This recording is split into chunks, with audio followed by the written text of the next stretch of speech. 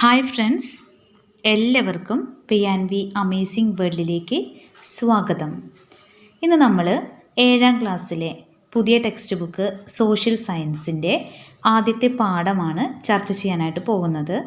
ആദ്യത്തെ പാഠത്തിൻ്റെ പേര് മധ്യകാല ഇന്ത്യ. അപ്പോൾ ഈ ഒരു പാഠം തുടങ്ങുമ്പോൾ നമ്മുടെ പാഠപുസ്തകത്തിലെ 2 ചിത്രങ്ങളാണ് തന്നിരിക്കുന്നത്. ഒന്നാമത്തേത് നിങ്ങൾക്ക് കണ്ടുപരിചയം ഉണ്ടായിരിക്കും. ആദ്യത്തെ ചിത്രം എല്ലാവർക്കും കണ്ടുപരിചയം കാണും. അതിൻ്റെ താഴെ തന്നിരിക്കുന്ന കുറിപ്പ് ഞാൻ വായിക്കാം. മുകളിൽ കൊടുത്തിരിക്കുന്ന ചിത്രങ്ങൾ നിരീക്ഷിക്കുക. മധ്യകാല ഇന്ത്യയിൽ ഭരണം നടത്തിയ 2 രാജ്യങ്ങളുടെ ചരിത്ര ശേഷിപ്പുകളാണ് ഇവ. ഇതിൽ ആദ്യത്തേത് നിങ്ങൾക്ക് പരിചയമുണ്ടാകുമല്ലോ. സ്വാതന്ത്ര്യദിനത്തിൽ നമ്മുടെ പ്രധാനമന്ത്രി ഇവിടെ ദേശീയ പതാക ഉയർത്തുന്നത് നിങ്ങൾ കണ്ടിരിക്കും. അപ്പോൾ നമുക്ക് എല്ലാവർക്കും അറിയാം, സ്വാതന്ത്ര്യദിനത്തിലെ പ്രധാനമന്ത്രി ചെങ്കോട്ടയിലാണ് ദേശീയ പതാക ഉയർത്താറ്. മുഗൾ ചക്രവർത്തിയായ ഷാജഹാൻ്റെ ഭരണകാലത്ത് ഡൽഹിയിൽ നിർമ്മിച്ച ചെങ്കോട്ടയാണിത്. ഇതേ കാലത്ത് ദക്ഷിണേന്ത്യയിൽ നിലനിന്നിരുന്ന വിജയനഗരത്തിൻ്റെ തലസ്ഥാനമായ ഹംപിയുടെ ചിത്രമാണ് രണ്ടാമതായി കാണുന്നത്. ഈ 2 രാജ്യങ്ങളെക്കുറിച്ചാണ് ഈ അധ്യായത്തിൽ നമ്മൾ ചർച്ച ചെയ്യുന്നത്. അടുത്തതാണ് മുഗൾ ഭരണം. 1526 മുഗൾ ഭരണം സ്ഥാപിച്ചത് ബാബറാണ്. അപ്പോൾ ഇത് വളരെ ഇമ്പോർട്ടൻ്റ് ആണ്. ബാബറാണ് മുഗൾ ഭരണത്തിന് തുടക്കം കുറിച്ചത്. വർഷം 1526. 1857 വരെ ഡൽഹി കേന്ദ്രമാക്കി ഇന്ത്യ ഭരിച്ച മുഗൾ ഭരണകാലത്തെ പ്രധാന ഭരണാധികാരികൾ ആരൊക്കെയാണെന്ന് നിങ്ങൾക്കറിയാമോ? അപ്പോൾ പ്രധാനപ്പെട്ട മുഗൾ ഭരണാധികാരികളെ അറിയാൻ വേണ്ടിയിട്ട് നമ്മുടെ ടെക്സ്റ്റ് ബുക്കിലെ ഒരു പദസൂര്യൻ തന്നിട്ടുണ്ട്. അപ്പോൾ ആദ്യമായിട്ട് ബാബറാണ് 1526 മുതൽ 1530 വരെ 4 വർഷക്കാലമാണ് അദ്ദേഹം മുഗൾ ഭരണം നടത്തിയത്. പിന്നീട് ഹുമയൂണാണ് ഭരണത്തിൽ വന്നത്. അദ്ദേഹം 2 തവണയായിട്ടാണ് ഭരിച്ചത്. 1530 മുതൽ 1540 വരെ 10 വർഷക്കാലം. അതിനുശേഷം 15 വർഷത്തിന് ശേഷം 1555 മുതൽ 56 വരെ 1 വർഷം ഭരിച്ചു. പിന്നീട് ഹുമയൂണിന് ശേഷം ഭരണത്തിൽ വന്ന ഭരണാധികാരിയാണ് അക്ബർ. അദ്ദേഹം 1556 മുതൽ 1605 വരെയും അദ്ദേഹത്തിന് ശേഷം ജഹാംഗീർ 1605 മുതൽ 1627 വരെ. ശേഷം ഷാജഹാൻ, അദ്ദേഹം 1628 മുതൽ 1658 വരെ ഭരണത്തിലേർപ്പെട്ടു. അവസാനമായി ഔറംഗസേബ് 1658 മുതൽ 1707 വരെ. പദസൂര്യനിൽ നിന്ന് പ്രധാനപ്പെട്ട മുഗൾ ചക്രവർത്തിമാർ ആരൊക്കെയായിരുന്നുവെന്ന് നിങ്ങൾ തിരിച്ചറിഞ്ഞല്ലോ. മുഗൾ രാജാക്കന്മാരുടെ ചിത്രങ്ങൾ ശേഖരിച്ച് ഒരു ആൽബം തയ്യാറാക്കൂ. വളരെ വിസ്തൃതമായ രാജ്യമായിരുന്നു മുഗളരുടേത്. ഇന്നത്തെ ഇന്ത്യക്ക് പുറമെ അയൽ രാജ്യങ്ങളിലേക്കും മുഗൾ ഭരണം വ്യാപിച്ചിരുന്നു. അപ്പോൾ ചിത്രത്തിലെ മുഗൾ രാജ്യത്തിൻ്റെ ഒരു ഭൂപടം തന്നിട്ടുണ്ട്. ഔറംഗസേബിൻ്റെ കാലത്തെ മുഗൾ രാജ്യം, അതായത് 1707 അപ്പോൾ ഇതിനകത്ത് ഒരുപാട് സ്ഥലങ്ങളിലേക്ക് മുഗൾ രാജ്യഭരണം വ്യാപിച്ചതായി നമുക്ക് കാണാൻ സാധിക്കും. ഇപ്പോൾ ഇന്ത്യയിലുണ്ട്, പിന്നെ അഫ്ഗാനിസ്ഥാനിലുണ്ട്, പിന്നെ മുൾട്ടാൻ എല്ലാം വരുന്നത് പാകിസ്ഥാൻ, പിന്നെ ധാക്ക, ബംഗ്ലാദേശ്, അങ്ങനെ ഇന്ത്യയുടെ അയൽ രാജ്യങ്ങളായ പാകിസ്ഥാനിലും ബംഗ്ലാദേശിലും അഫ്ഗാനിസ്ഥാനിലേക്കും എല്ലാം മുഗൾ രാജ്യഭരണം വ്യാപിച്ചിരുന്നതായി നമുക്ക് കാണാൻ സാധിക്കും.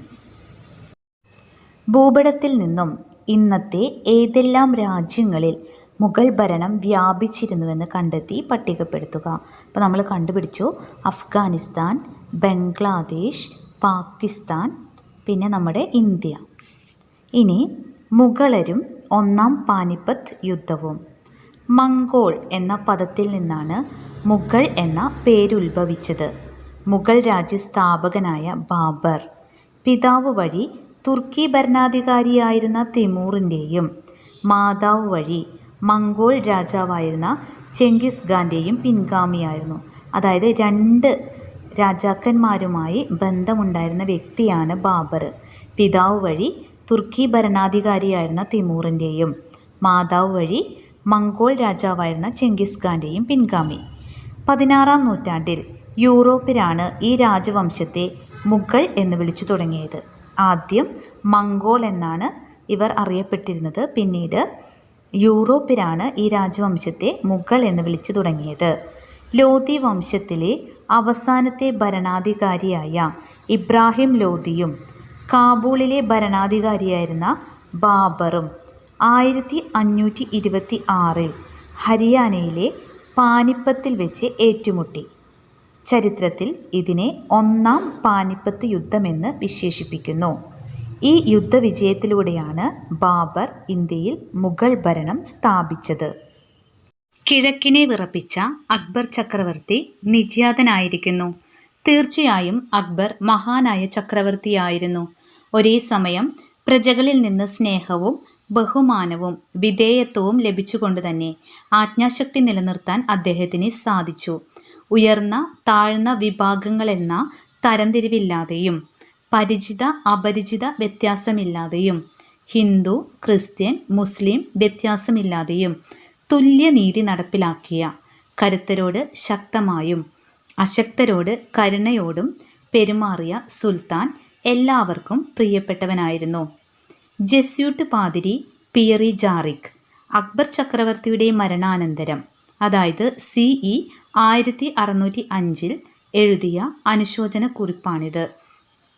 ഈ കുറിപ്പിൽ നിന്ന് മുഗൾ ചക്രവർത്തിയായിരുന്ന അക്ബറിനെ കുറിച്ച് നിങ്ങൾക്ക് എന്തൊക്കെയാണ് മനസ്സിലാക്കാൻ കഴിയുന്നത്? ഒരു പോയിന്റ് അവർ തന്നിട്ടുണ്ട്.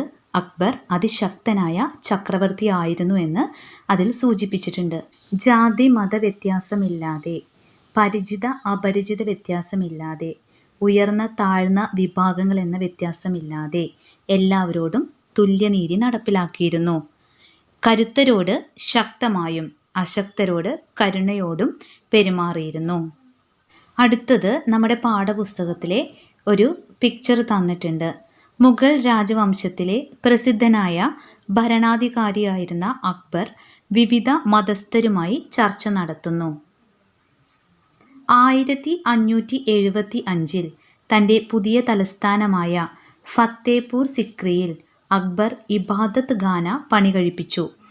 വിവിധ മതങ്ങളിലെ പണ്ഡിതരും പ്രമുഖരും ഇവിടെ ഒത്തുചേർന്നിരുന്നു. അക്ബർ പിന്തുടർന്നിരുന്ന മതസഹിഷ്ണുതാ നയത്തിന് ഇത്തരം ചർച്ചകൾ ഉത്തമ ഉദാഹരണങ്ങളാണ്. അപ്പോൾ 1575-ലാണ് തൻ്റെ പുതിയ തലസ്ഥാനമായ ഫത്തേപൂർ സിക്രിയിൽ അദ്ദേഹം ഇബാദത്ത് ഖാന പണി കഴിപ്പിച്ചത്. അവിടെ ഇരുന്നു കൊണ്ട് വിവിധ മതങ്ങളിലെ പണ്ഡിതരും പ്രമുഖരുമൊക്കെയായി ചർച്ചകൾ നടത്തുന്ന ഒരു ചിത്രമാണ് നമുക്ക് തന്നിരിക്കുന്നത്. എല്ലാ മതങ്ങളുടെയും നല്ല വശങ്ങൾ കോർത്തിണക്കി അക്ബർ രൂപം കൊടുത്ത ദർശനമാണ് ദിൻ ഇലാഹി. എല്ലാവർക്കും സമാധാനം അഥവാ സുൽഹ് ഇ കുൽ എന്നതാണ് ഈ ദർശനത്തിൻ്റെ കാതൽ. അപ്പോൾ അക്ബർ രൂപം കൊടുത്ത ദർശനത്തിൻ്റെ പേരാണ് ദിൻ ഇലാഹി. അതിൻ്റെ അർത്ഥം എല്ലാവർക്കും സമാധാനം അഥവാ സുൽഹ് ഇ കുൽ എന്നതാണ്. എല്ലാ ദർശനങ്ങളും മനുഷ്യരുടെ ക്ഷേമത്തിന് വേണ്ടിയുള്ളതാണ് എന്ന ആശയം വ്യക്തമാക്കുകയായിരുന്നു അദ്ദേഹത്തിൻ്റെ ലക്ഷ്യം.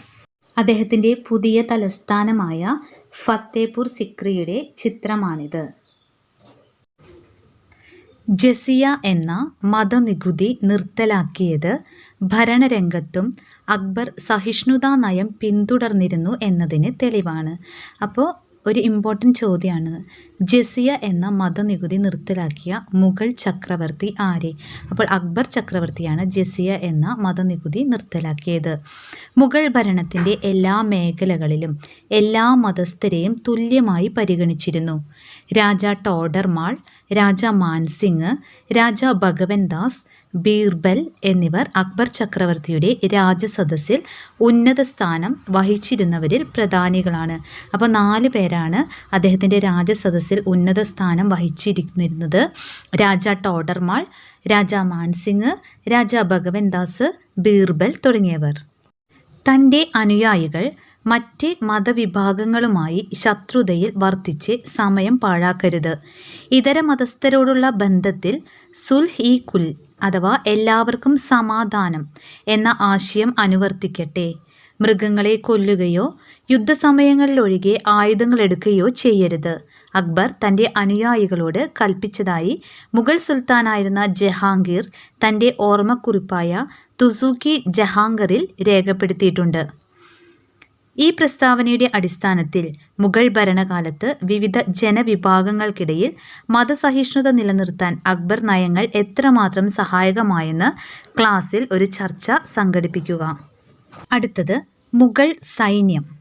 മുഗൾ കാലഘട്ടത്തിൽ രാജ്യം വിപുലമാക്കുന്നതിനും വിസ്തൃതമാക്കപ്പെട്ട രാജ്യം നിലനിർത്തുന്നതിനും ശക്തമായ സൈന്യം ആവശ്യമായിരുന്നു. ഇതിനുവേണ്ടി അക്ബർ നടപ്പിലാക്കിയ സൈനിക സമ്പ്രദായമാണ് മാൻസബ്ദാരി. ഇമ്പോർട്ടൻ്റ് ആണ്. മാൻസബ്ദാരി എന്ന സൈനിക സമ്പ്രദായം നടപ്പിലാക്കിയ മുഗൾ ഭരണാധികാരി ആരെ? അക്ബർ ചക്രവർത്തിയാണ്. ഈ സമ്പ്രദായം അനുസരിച്ച് ഓരോ ഉദ്യോഗസ്ഥൻ്റെയും കീഴിൽ ഒരു സൈനിക വ്യൂഹമുണ്ടായിരിക്കും. ഓരോ ഉദ്യോഗസ്ഥനും നിലനിർത്തേണ്ട കുതിരപ്പടയാളികളുടെ എണ്ണത്തെയാണ് മാൻസബ് എന്ന പദവി സൂചിപ്പിക്കുന്നത്. നിലനിർത്തേണ്ട സൈനികരുടെ എണ്ണത്തിന് അനുസരിച്ചായിരുന്നു മാൻസബ്ദാരുടെ പദവി നിശ്ചയിച്ചിരുന്നത്. സർക്കാർ ഖജനാവിൽ നിന്ന് നേരിട്ട് പണം നൽകി സൈന്യത്തെ നിലനിർത്തുന്നതിന് പകരമാണ് ഈ സമ്പ്രദായം നടപ്പിലാക്കിയത്. മാൻസബ്ദാർമാർക്ക് അവരുടെ പദവിക്കനുസരിച്ച് ഭൂമി പതിച്ചു നൽകിയിരുന്നു. പ്രസ്തുത ഭൂമിയിൽ നിന്നുള്ള നികുതി പിരിച്ചെടുത്താണ് മാൻസബ്ദാർ തൻ്റെ സൈന്യത്തെ നിലനിർത്തിയിരുന്നത്. ഭരണം ശക്തമായി മുന്നോട്ട് കൊണ്ടുപോകാൻ പ്രമുഖരുടെയും സൈനികരുടെയും പിന്തുണ ആവശ്യമായിരുന്നു. ഈ ലക്ഷ്യം കൈവരിക്കുന്നതിനായിരുന്നു മാൻസബ്ദാരി സമ്പ്രദായം നടപ്പിലാക്കിയത്. അപ്പോൾ മുഗൾ ഭരണകാലത്തെ മുഗൾ സൈന്യം, അതായത് അക്ബർ ചക്രവർത്തിയുടെ മുഗൾ സൈന്യത്തിലെ നടപ്പിലാക്കിയിരുന്ന സമ്പ്രദായമാണ് മാൻസബ്ദാരി. അപ്പോൾ അതിൻ്റെ പ്രത്യേകതകളെക്കുറിച്ചാണ് ഈ ഒരു പാരഗ്രാഫിൽ വിവരിച്ചിരിക്കുന്നത്. മുഗളരുടെ മാൻസബ്ദാരി സമ്പ്രദായത്തെക്കുറിച്ച് ക്ലാസ്സിൽ ഒരു ചർച്ച സംഘടിപ്പിക്കൂ. മുഗൾ ഭരണരീതി. മുഗൾ കാലഘട്ടത്തിൽ ഭരണ സൗകര്യത്തിനായി സ്വീകരിച്ചിരുന്ന ക്രമീകരണം എന്തായിരുന്നുവെന്ന് നോക്കാം. അപ്പോൾ മുഗൾ രാജ്യത്തിന് ഒരു പിരമിഡ് തന്നിട്ടുണ്ട്. സുബയുടെ കീഴിലാണ് സർക്കാരിൻ്റെ കീഴിലാണ് പർഗാനയുടെ കീഴിലാണ് ഗ്രാമം. അപ്പോൾ ഇത് നന്നായി മനസ്സിലാക്കണം. മുഗൾ രാജ്യം, സുബ, സർക്കാർ, പർഗാന, ഗ്രാമം.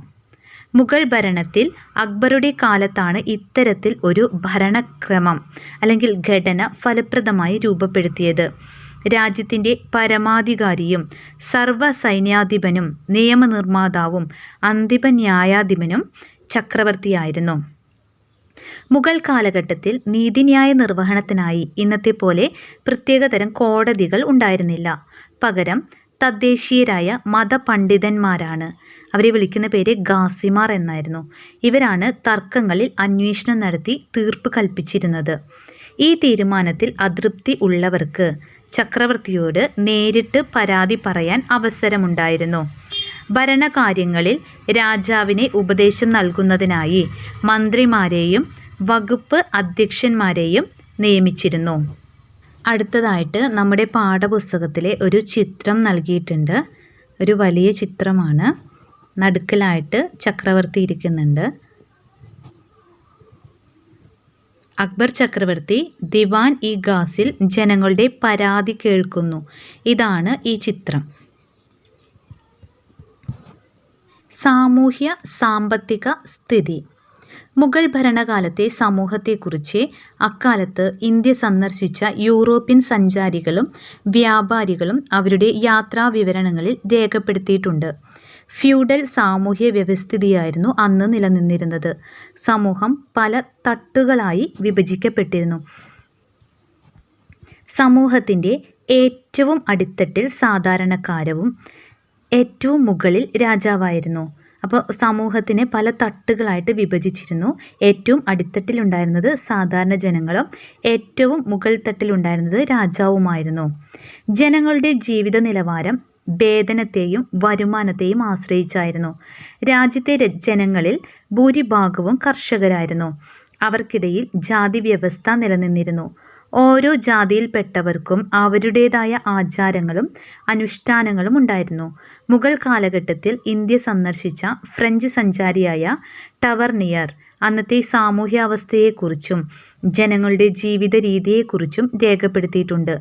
ഓരോ സ്ഥലത്തെയും ജനങ്ങളുടെ ജീവിത രീതി, ഭക്ഷണം, വസ്ത്രം എന്നിവയിൽ വളരെ അധികം വ്യത്യാസങ്ങൾ നിലനിന്നിരുന്നു. ബാബർ തൻ്റെ ഓർമ്മക്കുറിപ്പുകളിൽ അക്കാലത്ത് ഇന്ത്യയിൽ നിലനിന്നിരുന്ന തൊഴിൽ വ്യവസ്ഥയെക്കുറിച്ചും ജാതിയെക്കുറിച്ചും രേഖപ്പെടുത്തിയിട്ടുണ്ട്. ആഗ്രയും ഫത്തേപൂർ സിക്രിയും ലണ്ടൻ നഗരത്തേക്കാൾ വലുതും ജനനിബിഡവുമായിരുന്നു.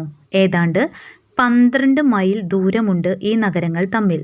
ഈ ദൂരം അത്രയും വഴിനീളെ ഭക്ഷ്യവസ്തുക്കളും മറ്റും വിൽക്കുന്ന അങ്ങാടികൾ കാണാം. മുഗൾ കാലഘട്ടത്തിൽ ഇന്ത്യ സന്ദർശിച്ച ഇംഗ്ലീഷുകാരനായ റാൽഫ് ഫിച്ച് ഇന്ത്യയിലെ 2 നഗരങ്ങളെക്കുറിച്ച് വിവരിച്ചിരിക്കുന്നതാണ് മുകളിൽ നൽകിയിരിക്കുന്നത്. മുഗൾ ഭരണകാലത്ത് നാം എത്രത്തോളം സാമ്പത്തിക പുരോഗതി കൈവരിച്ചിരുന്നുവെന്ന് ഈ വിവരണം സൂചിപ്പിക്കുന്നു. സാമ്പത്തിക പുരോഗതിക്ക് അടിസ്ഥാനം കാർഷിക രംഗത്തെ നേട്ടങ്ങളായിരുന്നു. നെല്ല്, ഗോതമ്പ്, ബാർലി, കരിമ്പ്, പരുത്തി, എണ്ണക്കുരുക്കൾ തുടങ്ങിയവ അക്കാലത്തെ പ്രധാന കാർഷിക ഉൽപ്പന്നങ്ങളായിരുന്നു. അബുൾ ഫസൽ തൻ്റെ പുസ്തകമായ ഐൻ ഇ അക്ബരിയിൽ ഇന്ത്യക്കാർ വ്യത്യസ്തങ്ങളായ നെല്ലിനങ്ങൾ കൃഷി ചെയ്തിരുന്നതായി രേഖപ്പെടുത്തിയിട്ടുണ്ട്. അപ്പോൾ അത് ഇമ്പോർട്ടൻ്റ് ആണ്. അബുൾ ഫസലിൻ്റെ പുസ്തകമായ ഐൻ ഇ അക്ബരിയിലാണ് ഇന്ത്യക്കാരുടെ വ്യത്യസ്തമായ നെല്ലിനങ്ങളുടെ കൃഷിരീതിയെക്കുറിച്ച് രേഖപ്പെടുത്തിയിരിക്കുന്നത്. നികുതി കൊടുത്തിരിക്കുന്ന കാലം വരെ കർഷകനെ ഭൂമിയിൽ നിന്നും ഒഴിപ്പിച്ചിരുന്നില്ല. മുഗൾ കാലത്ത് സാങ്കേതിക വിദ്യകളുടെയും പുതിയ ഉപകരണങ്ങളുടെയും ഉപയോഗം കാർഷിക മേഖലയെ പുഷ്ടിപ്പെടുത്തി. ജലസേചനത്തിനായി പേർഷ്യൻ ചക്രവും കനാലുകളും വ്യാപകമായി ഉപയോഗപ്പെടുത്തിയിരുന്നു. അബുൾ ഫസൽ മുഗൾ ഭരണകാലത്തെ മുഖ്യ ചിത്രകാരനായിരുന്നു അബുൾ ഫസൽ. അക്ബറിൻ്റെ ഉപദേശകനും ജീവചരിത്രകാരനുമായിരുന്നു ഇദ്ദേഹം. ഐൻ ഇ അക്ബരി, അക്ബർ നാമ എന്നീ ഗ്രന്ഥങ്ങളുടെ കർത്താവാണ്. വളരെ ഇമ്പോർട്ടൻ്റ് ആയിട്ടുള്ള കാര്യമാണ് അബുൾ ഫസൽ. അതായത് മുഗൾ ഭരണകാലത്തെ മുഖ്യ ചരിത്രകാരനായിരുന്നു അബുൾ ഫസലെ. അദ്ദേഹം അക്ബറിൻ്റെ ഉപദേശകനും ജീവചരിത്രകാരനുമായിരുന്നു. അദ്ദേഹത്തിൻ്റെ 2 ഇമ്പോർട്ടൻ്റ് ബുക്സാണ് ഐൻ ഇ അക്ബരിയും അക്ബർ നാമയും. അടുത്തതായിട്ട് നമ്മുടെ പാഠപുസ്തകത്തിൽ തന്നിരിക്കുന്നത് കൃഷിരീതികളെക്കുറിച്ചുള്ള ഒരു ചിത്രമാണ്. പേർഷ്യൻ ചക്രം. കാർഷിക രംഗത്തെ ഉൽപാദന വർധനവ് കച്ചവടത്തെയും നഗരവൽക്കരണത്തെയും ത്വരിതപ്പെടുത്തി. വിദേശ ചരക്കുകളുടെ പ്രവേശന കവാടമായിരുന്നു ഗുജറാത്ത്. തുണിത്തരങ്ങൾ, മസ്ലിൻ പട്ട്, പഞ്ചസാര, അരി തുടങ്ങിയവയായിരുന്നു പ്രധാന കയറ്റുമതി ഇനങ്ങൾ. ജലഗതാഗതം കാര്യമായ പുരോഗതി കൈവരിച്ചു. ഇക്കാലത്തെ പ്രധാന നഗരങ്ങളായിരുന്നു ധാക്ക, മുർഷിദാബാദ്, സൂറത്ത്, ലാഹോർ, ആഗ്ര തുടങ്ങിയവ. മുഗൾ ഭരണകാലത്തെ നഗരങ്ങൾ ഇന്ന് ഏതെല്ലാം രാജ്യങ്ങളിലാണ് സ്ഥിതി ചെയ്യുന്നത് എന്ന് കണ്ടെത്തി പട്ടിക പൂർത്തിയാക്കുക. അപ്പോൾ നമുക്ക് പട്ടിക തന്നിട്ടുണ്ട്, നഗരങ്ങൾ തന്നിട്ടുണ്ട്. ആ നഗരങ്ങൾ ഇന്നത്തെ ഏതെല്ലാം രാജ്യങ്ങളിലാണ് സ്ഥിതി ചെയ്യുന്നതെന്ന് കണ്ടുപിടിക്കാനാണ് നമ്മളോട് പറഞ്ഞിരിക്കുന്നത്. ഇതിൽ തന്നിരിക്കുന്ന നഗരങ്ങൾ ധാക്ക ഇന്ന് ബംഗ്ലാദേശിലാണ്. രണ്ടാമത് വരുന്നത് മൂർഷിദാബാദ് സ്ഥിതി ചെയ്യുന്നത് വെസ്റ്റ് ബംഗാളിലാണ്, അതായത് ഇന്ത്യയിൽ തന്നെയാണ്. ലാഹോർ വരുന്നത് പഞ്ചാബിലാണ്, അതും ഇന്ത്യയാണ്. സൂറത്ത് വരുന്നത് ഗുജറാത്തിലാണ്. ആഗ്ര വരുന്നത് ഉത്തർപ്രദേശിലാണ്. ഇതെല്ലാം ഇന്ത്യൻ നഗരങ്ങളാണ്. ഈ പാഠത്തിൻ്റെ ഇത്രയും ഭാഗങ്ങളാണ് ഈ വീഡിയോയിൽ ഉൾപ്പെടുത്തിയിരിക്കുന്നത്. ഇതിൻ്റെ ബാക്കി ഭാഗവുമായിട്ട് അടുത്ത ദിവസം നമുക്ക് വീണ്ടും കാണാം. താങ്ക്